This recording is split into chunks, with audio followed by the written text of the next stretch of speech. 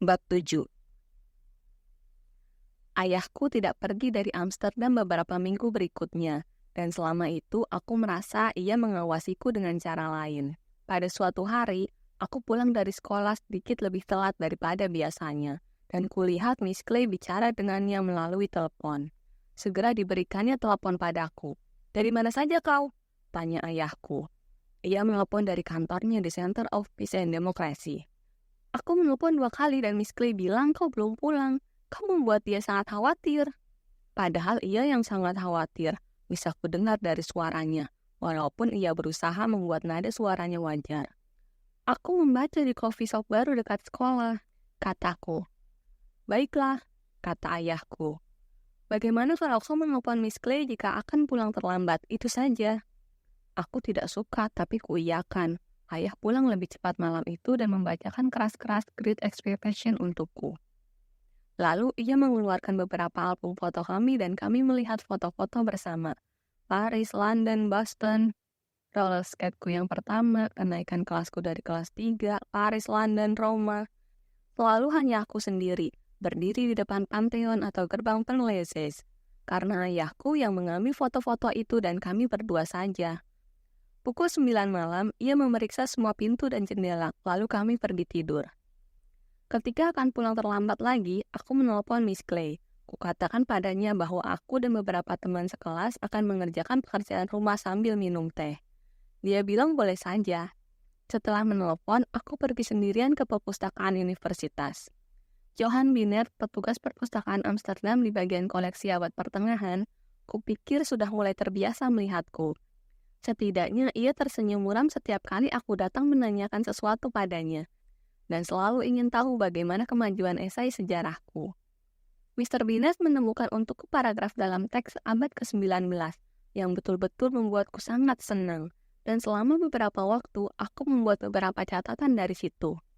Sekarang aku punya 1 kopi teks di ruang kerjaku di Oxford.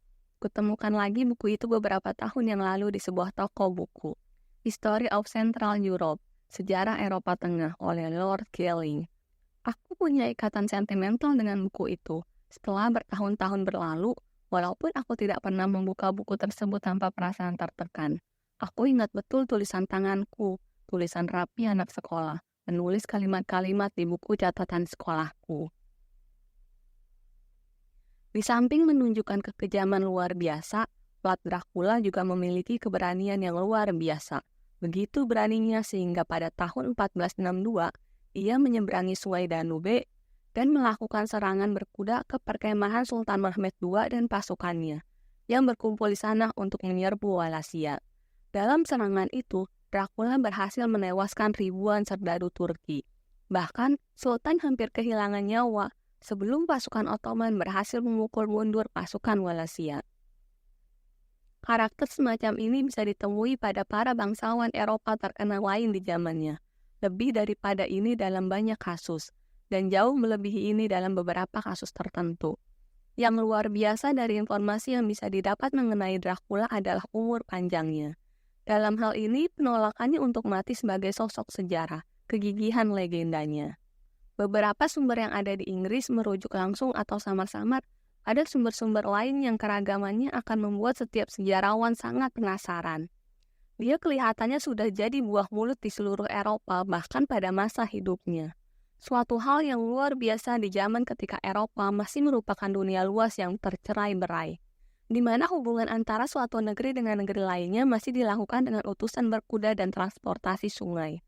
Serta ketika kekejaman mengerikan bukan merupakan karakteristik asing di antara para bangsawan. Kepersuan Dracula sebagai penguasa kejam tidak berakhir bersama kematiannya yang misterius atau penguburannya yang aneh di tahun 1476, tapi sepertinya tetap berlanjut hampir tanpa berkurang sampai memudar di bawah cahaya terang benderang abad pencerahan dunia barat. Isi buku mengenai Dracula berakhir di situ. Aku punya banyak kisah sejarah untuk kupikirkan hari itu, tapi aku berjalan ke bagian sastra Inggris dan merasa senang waktu mendapati perpustakaan itu memiliki 1 kopi buku Dracula dengan karangan Bram Stoker. Setelah itu, aku perlu berkunjung beberapa kali untuk menyelesaikan buku tersebut. Aku tidak tahu apakah boleh meminjam buku untuk dibawa pulang di perpustakaan itu. Tapi kalaupun boleh, aku tidak akan ingin membawanya pulang. Karena di rumah pun aku juga pasti bingung apakah akan menyembunyikannya atau justru sengaja menaruhnya di tempat terbuka. Karena itu ku baca buku berjudul Dracula tersebut sambil duduk di kursi licin dekat jendela perpustakaan. Dari tempat itu, kalau aku menengok keluar, bisa kulihat salah satu kanal favoritku sinyal dan pasar bunganya dan orang-orang yang membeli snack ikan herring dari kios kecil. Tempat itu sangat terlindung. Punggung lemari buku menyembunyikanku dari para pembaca lain di ruangan tersebut. Di sana, di kursi itu, sedikit demi sedikit kubiarkan kisah cinta gaya gotik yang bergantian dengan zaman Victoria, karya Bram Stoker menyelimutiku. Apa yang kuinginkan dari buku itu, aku tidak tahu persis. Menurut cerita ayahku, Profesor Rossi berpendapat buku itu sama sekali tidak berguna sebagai sumber informasi mengenai Dracula yang sebenarnya. Count Dracula yang menjijikan dan kaku dalam novel itu adalah sosok yang menarik pikirku. Walaupun tidak banyak kesamaan dengan Flatipis. Tapi Rossi sendiri yakin Dracula telah menjadi salah satu kaum yang tidak pernah mati dalam kehidupan nyata dalam rangkaian sejarah. Aku ingin tahu apakah novel mempunyai kekuatan untuk membuat sesuatu yang seaneh itu benar-benar terjadi. Bagaimanapun, Rossi mendapati fakta itu jauh setelah terbitnya buku Dracula. Padahal, Vlad Dracula adalah tokoh kejam yang hidup hampir 400 tahun sebelum Bram Stoker lahir. Sangat membingungkan. Dan bukankah Profesor Rossi juga mengatakan Stoker telah menggali banyak informasi berguna tentang vampir? Aku belum pernah menonton film mengenai vampir. Ayahku tidak suka horor jenis apapun. Dan aturan-aturan di dalam cerita itu terasa asing bagiku. Menurut Stoker, vampir hanya menyerang korbannya pada waktu di antara tenggelam dan terbitnya matahari. Vampir hidup selamanya, meminum darah korbannya yang terdiri atas orang-orang biasa, dan dengan demikian mengubah korbannya menjadi makhluk yang tidak bisa mati seperti dia sendiri. Ia bisa mengubah bentuknya menjadi kelelawar, serigala, atau kabut. Ia bisa diusir dengan menggunakan bawang putih atau salib.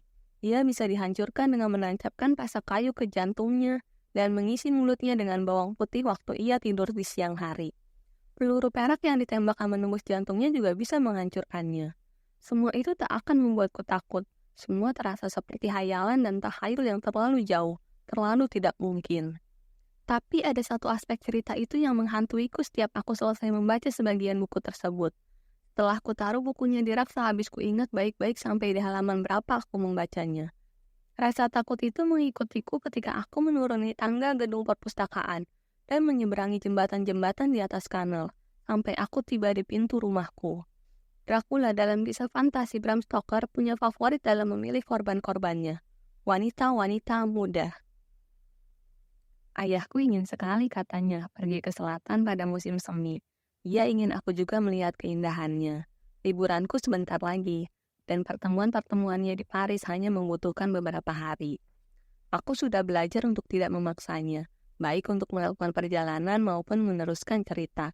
Bila ia telah siap, ia akan melanjutkan, tapi tidak pernah, sama sekali tidak pernah, untuk kami berada di rumah.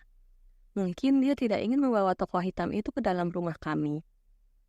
Kami naik kereta ke Paris, lalu dari sana bermobil ke Sevens. Setiap pagi aku mengerjakan 2 atau 3 esai dalam bahasa Prancis yang makin lama makin kukuasai untuk kukirimkan dengan pos ke sekolah. Aku masih punya salah satu dari esai-esai itu.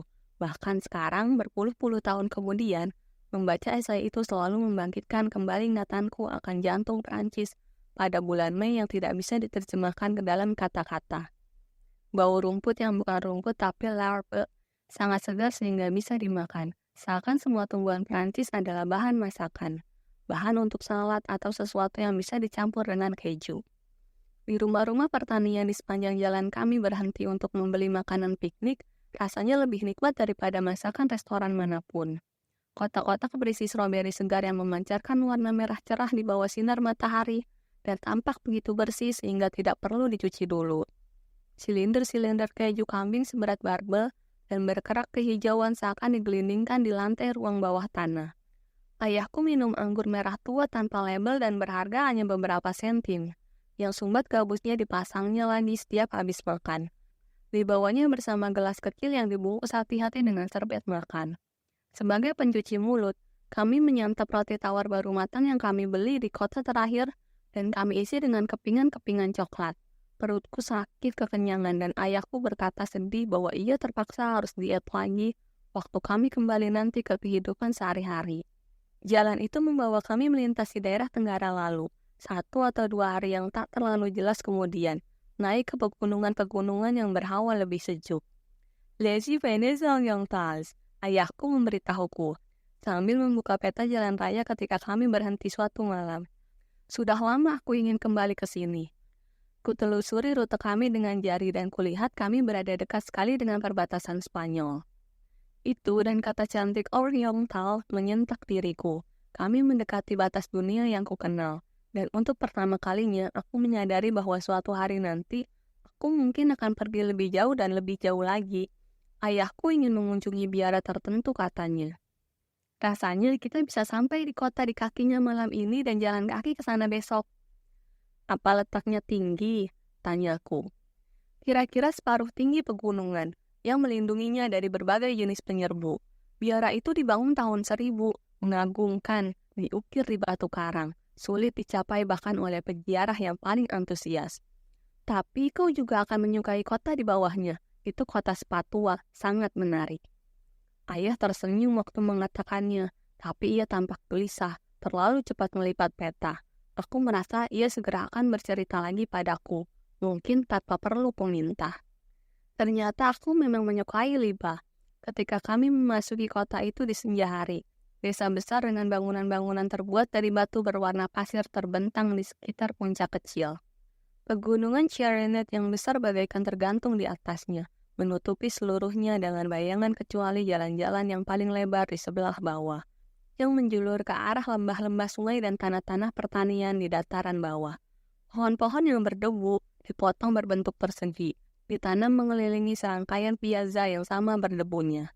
Tidak menyeduhi sedikit pun orang-orang yang berjalan di bawahnya, maupun meja-meja tempat para wanita tua berjualan taplak meja rajutan dan botol-botol berisi ekstrak lavender. Dari tempat itu kami bisa menengok ke atas, ke mudah diperkirakan gereja yang juga terbuat dari batu. Dihuni banyak burung layang-layang di puncak kota, dan melihat menara gereja seakan melayang di bawah bayangan pegunungan. Puncak-puncak gelap yang akan menyelimuti seluruh desa ini sedikit demi sedikit saat matahari semakin rendah. Kami makan penuh semangat, dimulai dengan sup sesuatu yang mirip gazpacho, lalu disusul masakan daging anak lembu. Di restoran yang terletak di lantai 1 salah satu hotel abad ke-19 yang ada di kota ini. Manajer restoran menumpuk sebelah kakinya di palang kuningan bar di samping meja kami, dan bertanya santai tapi sopan mengenai perjalanan kami.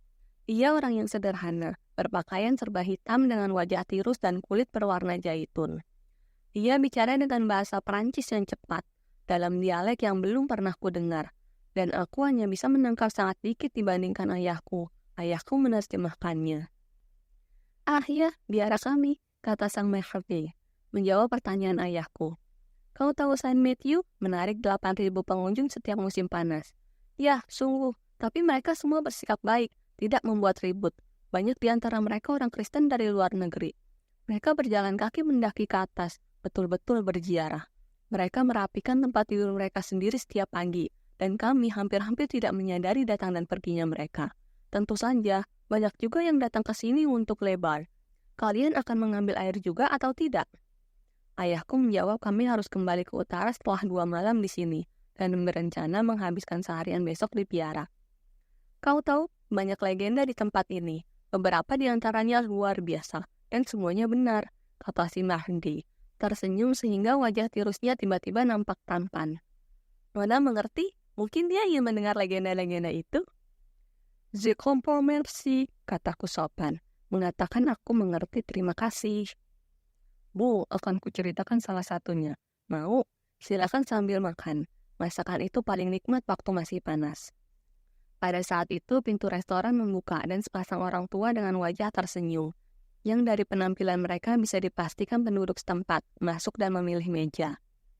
Bonsoir, buenas tardes, si manajer berkata dalam satu tarikan napas. Aku menoleh dengan wajah bertanya pada ayahku. Ia tertawa. Ya, kami memang campur aduk di sini, kata si manajer tertawa juga. Kami dari La Salette, dari berbagai budaya. Kakekku bicara bahasa Spanyol yang sempurna. Dan dia ikut bertempur dalam perang saudara mereka ketika usianya sudah tua. Kami mencintai berbagai bahasa kami di sini. Tidak ada bom di tempat kami. Tidak ada teroris. Tidak seperti Libas. Kami bukan kriminal. Ia memandang berkeliling dengan sengit, seakan ada yang membantah kata-katanya. Kujelaskan padamu nanti, bisik ayahku. Jadi akan kuceritakan kisah pada kalian. Ku bangga mengatakan bahwa mereka menyebutku sejarawan kota kami. Ayo sambil makan. Biara kami dibangun tahun 1000, seperti yang sudah kalian ketahui. Persisnya tahun 999. Karena para biarawan yang memilih tempat ini bersiap-siap menghadapi kiamat yang katanya akan datang saat milenium. Mereka mendaki pegunungan ini, mencari tempat untuk gereja mereka. Lalu salah seorang dari mereka bermimpi Santo Matius turun dari langit untuk menaruh sekuntum mawar putih di puncak di atas mereka. Esoknya, mereka mendaki puncak itu dan menyucikan gunung tersebut dengan doa-doa mereka. Sangat indah, kau akan menyukainya. Tapi bukan itu legendanya. Itu baru kisah awal tentang bagaimana biara itu dibangun. Kemudian, ketika biara dan gereja kecil tersebut baru berusia 1 abad, salah seorang biarawan yang paling taat yang mendidik biarawan-biarawan muda meninggal misterius pada usia setengah baya. Namanya Miguel de Cuxa. Mereka berkabung, sangat berduka cita, dan memakamkannya di ruang bawah tanah biara. Kalian tahu, ruangan bawah tanah itulah yang membuat tempat kami ini terkenal. Karena arsitekturnya adalah arsitektur Romanes tertua di Eropa. Ya, ia mengetuk meja bar dengan jari-jarinya yang panjang. Ya, beberapa orang bilang kehormatan itu jatuh pada Saint Pierre di luar Perpignan, tapi mereka bohong untuk menarik turis. Kembali ke cerita, sang biarawan dimakamkan di ruang bawah tanah, dan tidak lama setelah itu, suatu kutukan menimpa biara. Beberapa biarawan meninggal karena penyakit aneh. Mereka ditemukan tewas satu persatu di kloister-kloisternya yang indah. Kalian akan menyukainya, paling indah di seluruh Eropa. Para biarawan itu ditemukan seputih hantu, seakan mereka tidak memiliki setetes darah pun di pembuluh-pembuluh darah mereka. Semua orang mengira penyebabnya racun. Akhirnya, seorang biarawan muda, dia murid kesayangan biarawan yang meninggal itu, turun ke ruang bawah tanah dan menggali kuburan gurunya, walaupun dilarang kepala biara yang sangat ketakutan. Dan mereka temukan sang guru masih hidup, tapi bukan benar-benar hidup. Kalau kau tahu maksudku, dia jadi mayat hidup. Dia bangkit di malam hari untuk mengambil nyawa teman-temannya, untuk mengirim roh biarawan malang itu ke tempat yang seharusnya di atas. Mereka membawa air suci dari tempat keramat di gunung dan membuat pasak kayu yang sangat runcing. Dengan tangan ia menggambarkan bentuk pasak kayu yang sangat runcing itu di udara, agar aku tahu betapa runcingnya. Aku memusatkan perhatianku sepenuhnya padanya dan bahasa Perancisnya yang aneh, menyerap ceritanya di benakku dengan penuh konsentrasi. Ayahku berhenti menerjemahkan, dan saat itu garpunya berdenting di piring. Ketika aku menoleh, kulihat wajahnya pusat pasi bagaikan taplak meja. Matanya menatap teman baru kami. Bisakah kami... Ia berdehem dan mengusap mulutnya dengan serbet 1 atau 2 kali. Bisakah kami minta kopi? Tapi kalian belum makan saladnya. Tuan rumah kami tampak prihatin. Salad itu luar biasa. Dan kami juga punya poir belenena malam ini, serta keju yang enak, juga gitu untuk Nona. Tentu, kata ayahku cepat-cepat. Bawa saja semuanya. Lapangan berdebu yang paling bawah dipenuhi musik dari loudspeaker ketika kami muncul. Rupanya sedang ada pertunjukan lokal di sana. Dibawakan 10-12 anak dengan kostum yang mengingatkanku pada Carmen. Gadis-gadis kecil itu bergoyang-goyang di tempat, membuat gaun tafeta kuning mereka bergerak berdesir-desir dari pinggul sampai pergelangan kaki. Kepala mereka terayun-ayun, anggun di bawah mantila, selendang merendah. Anak-anak lelaki kecil mengentak-entakkan kaki dan berlutut, atau bergerak mengitari anak-anak perempuan dengan sebal. Setiap anak laki memakai jaket hitam pendek dan celana ketat serta memegang topi bludru. Kami mendengar musik itu sesekali mengeras, diiringi suara seperti suara cambuk. Dan makin dekat kami ke sana, semakin keras terdengar suara musik itu. Beberapa turis berdiri menonton, dan para orang tua serta kakek nenek duduk sebaris di kursi-kursi lipat dekat air mancur yang kosong. bertepuk tangan riuh setiap kali suara musik atau hentakan kaki anak-anak laki mengeras.